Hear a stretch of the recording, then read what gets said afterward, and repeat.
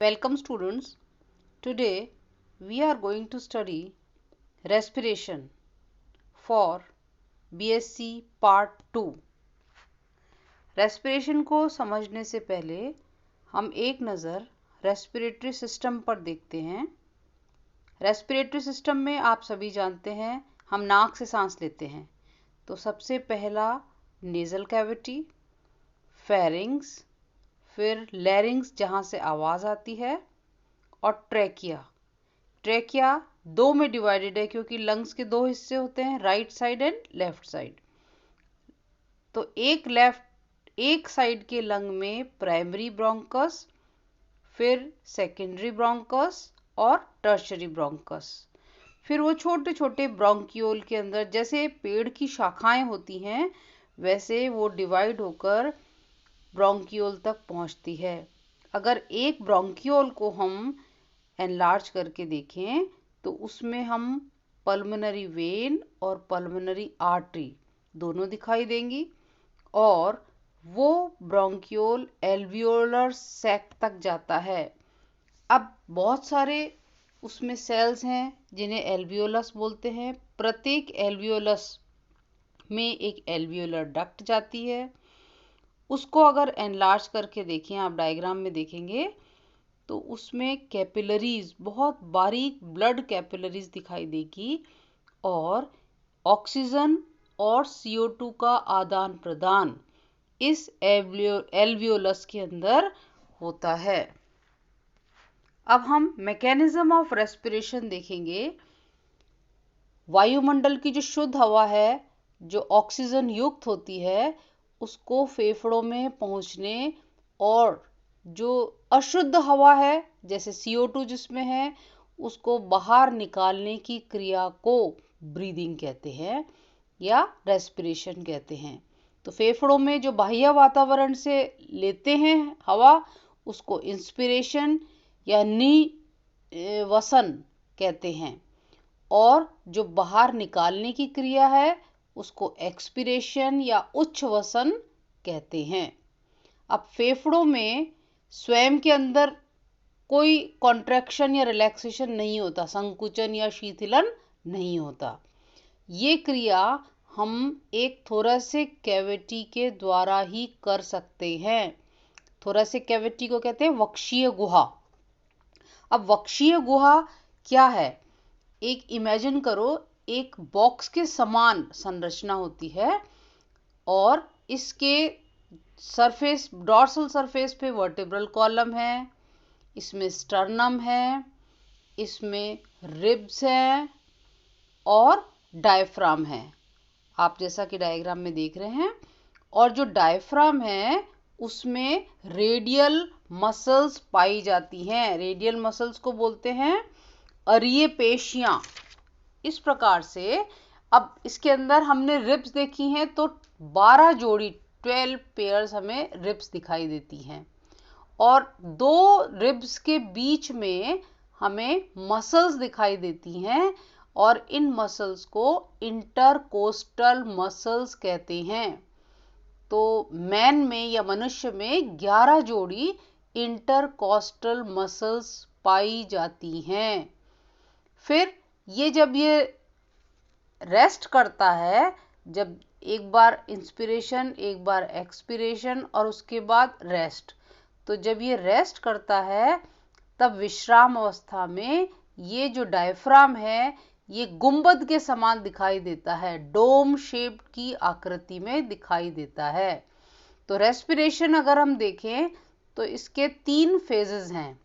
एक है इंस्पिरेशन, एक एक्सपिरेशन, और तीसरा है पॉज, रेस्टिंग अवस्था।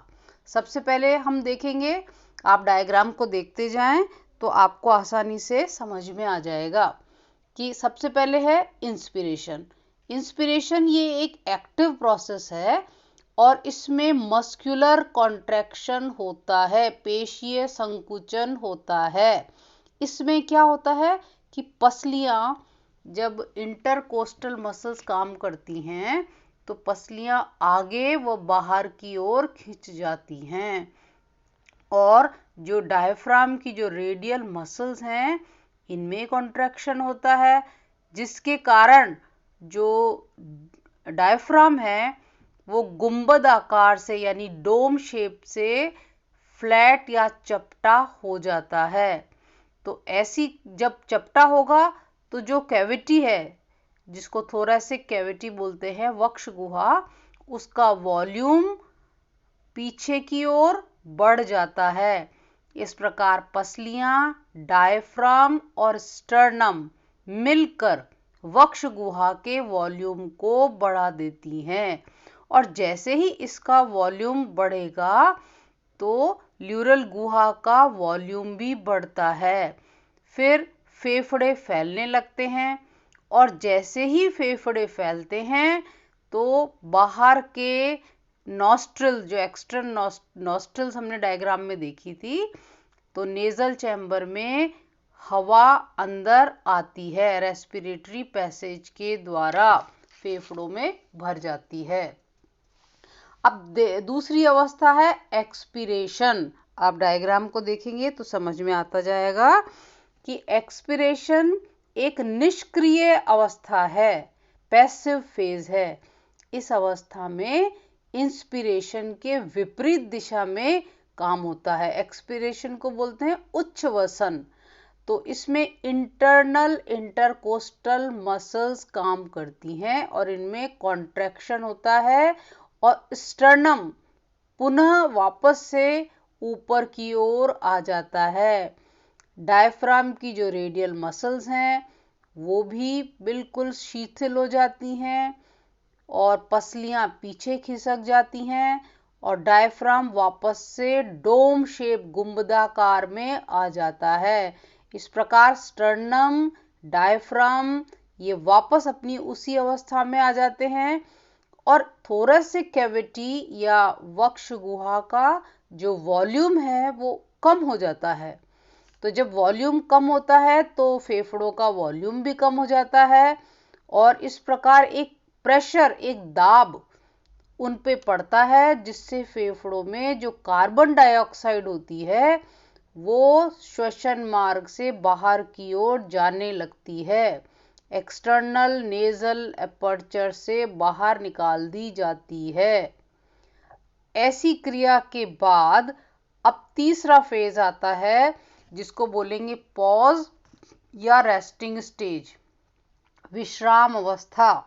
इसमें मनुष्य में जो रेस्पिरेटरी साइकिल है इसमें लगभग 7500 मिलीलीटर की वायु या एयर लंग्स में आती है और अंदर आती है और बाहर निकाल दी जाती है। तो इस प्रकार इस वॉल्यूम को बोलते हैं टाइडल वॉल्यूम या ज्वारीय आयतन। और हर बार जब ये बाहर निकाल दी जाती है तो जो लंग्स हैं वो पूरी तरह खाली नहीं होते, उनमें कुछ हवा हमेशा उपस्थित रहती है और इसका लगभग अमाउंट है 1000 मिलीलीटर की वायु। इसको बोलते हैं रेजिडुअल वॉल्यूम।